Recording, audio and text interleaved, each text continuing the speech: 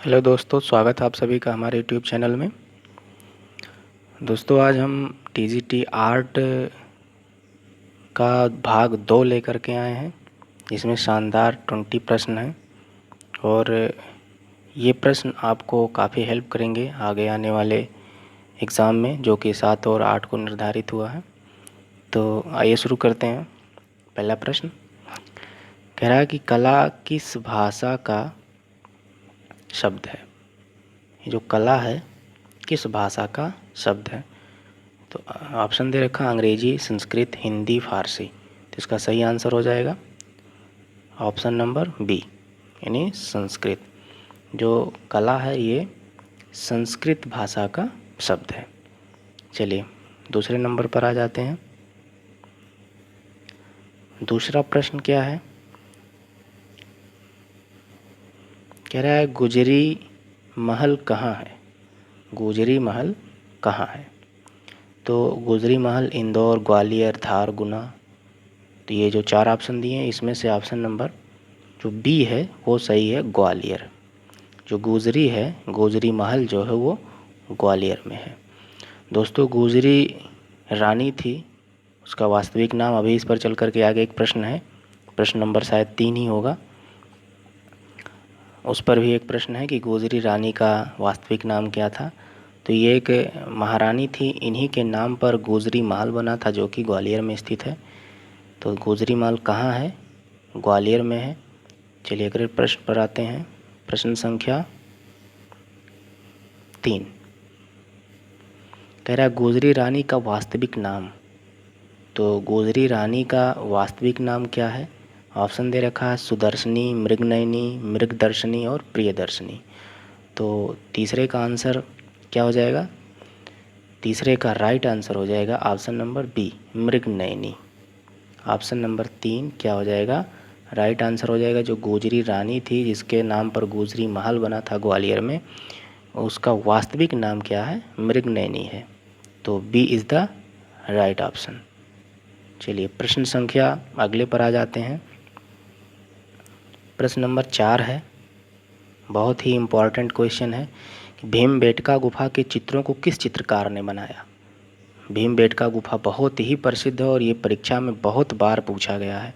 इससे संबंधित 2 प्रश्न 3 प्रश्न आपको टीजीटी आर्ट के हर पेपर में, हर बार के पेपर में ज़रूर मिल जाएगा। तो कह रहा भीमबेटका गुफा के चित्रों को किस चित्रकार ने बनाया है।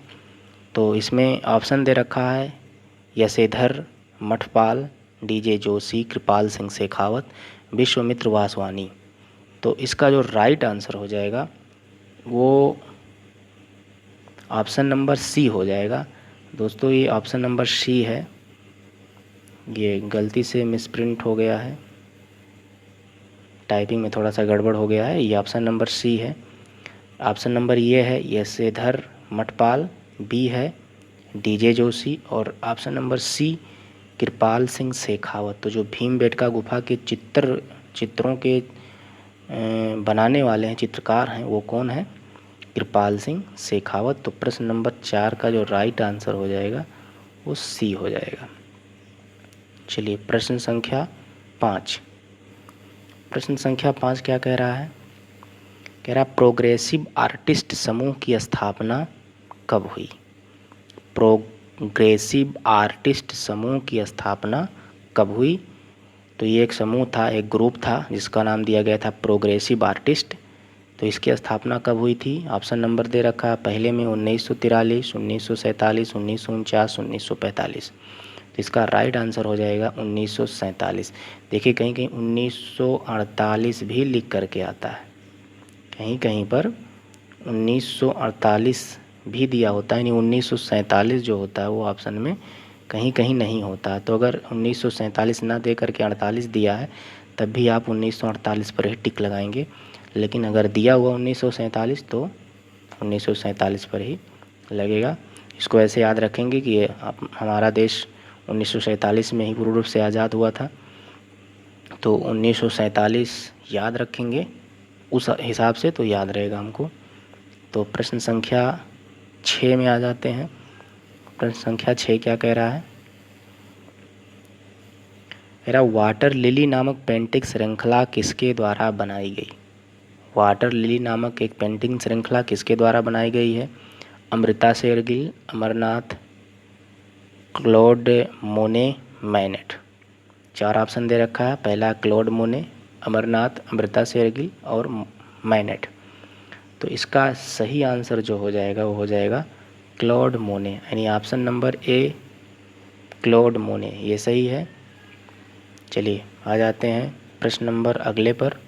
प्रश्न संख्या 7, बहुत ही इम्पोर्टेंट। घास के ढेर चित्र को बनाने वाले कलाकार का नाम।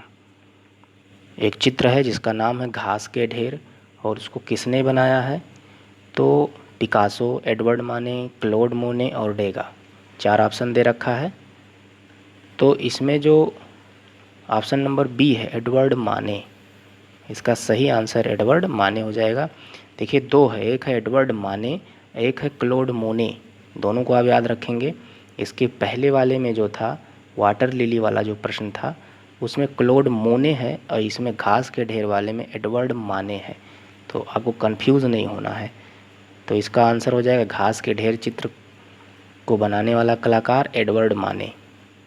चलिए अगले प्रश्न पर आते हैं। प्रश्न संख्या 8 पर, बहुत ही इम्पोर्टेंट। एडवर्ड माने के चित्र ओलंपिया में लेटी हुई स्त्री की चित्र किसकी है। एडवर्ड माने की चित्र ओलंपिया एक समूह है।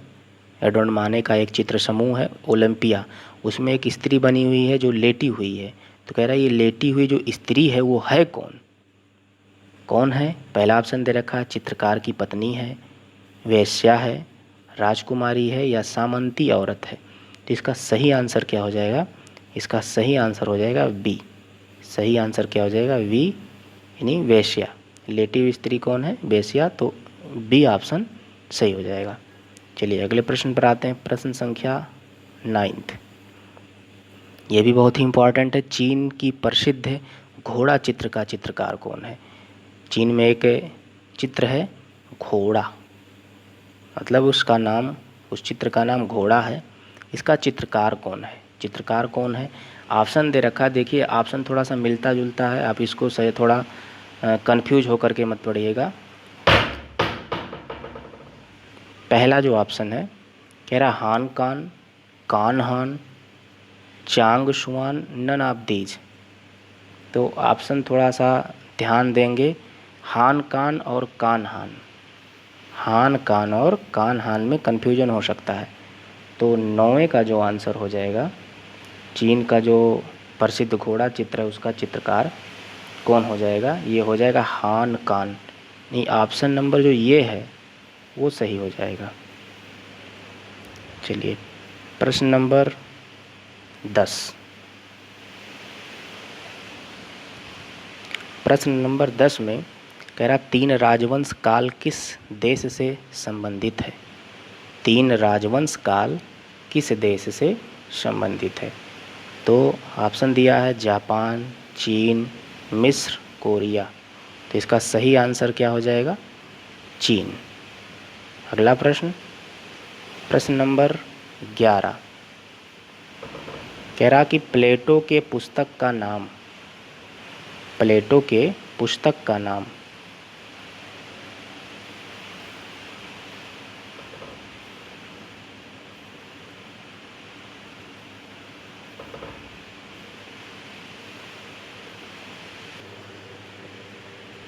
तो इस प्रश्न का सही जवाब हो जाएगा ईयान।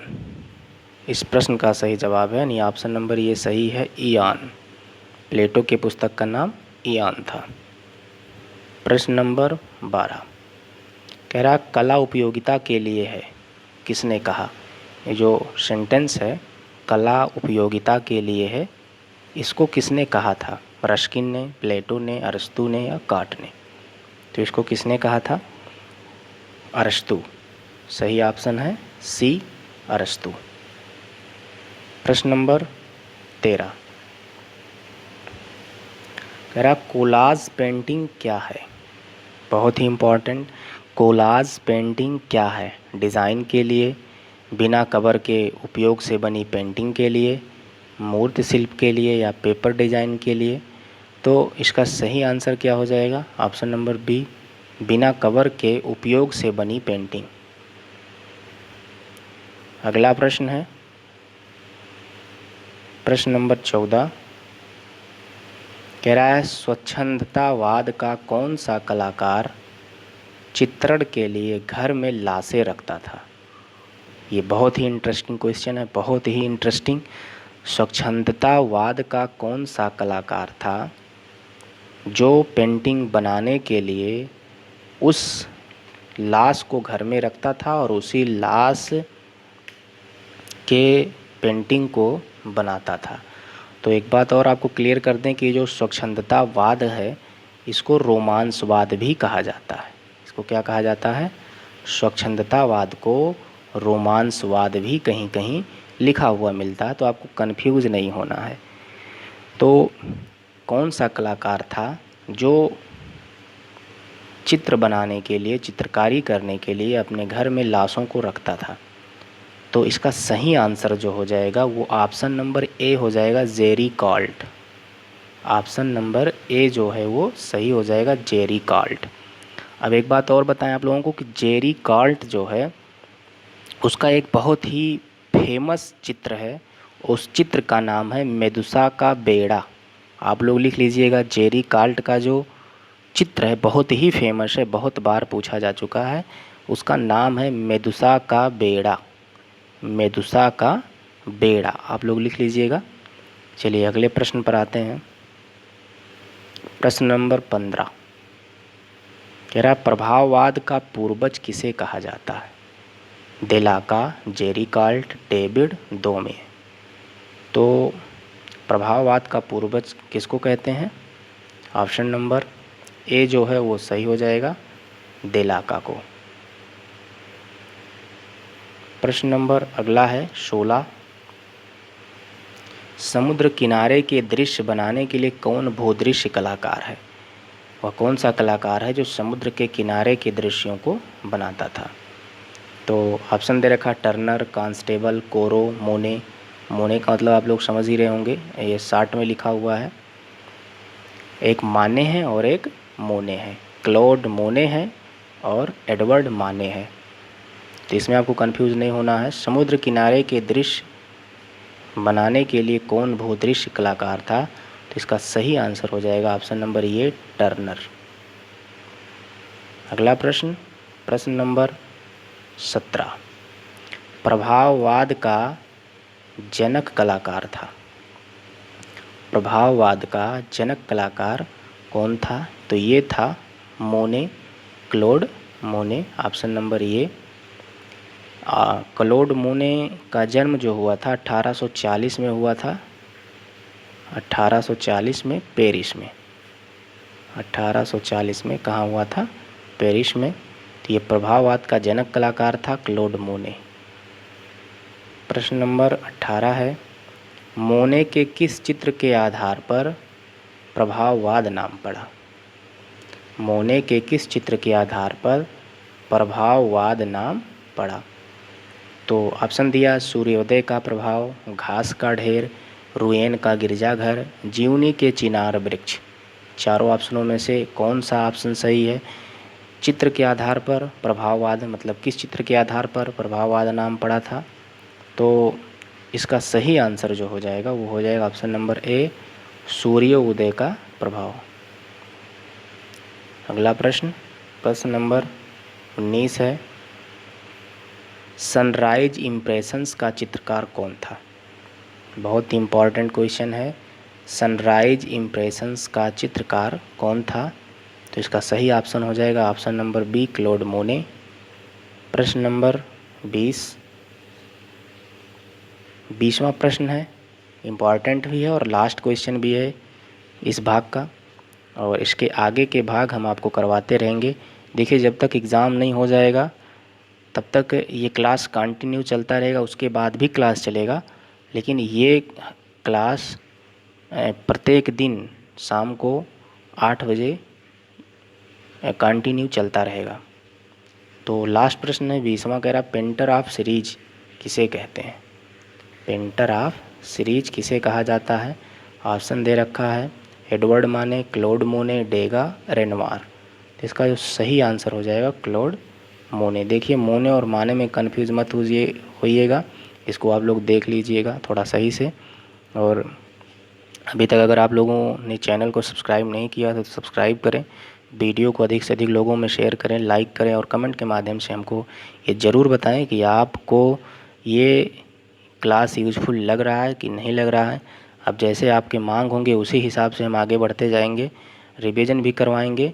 बस आप लोग अपने बातों को कमेंट बॉक्स में रखिए और हमारा सपोर्ट कीजिए।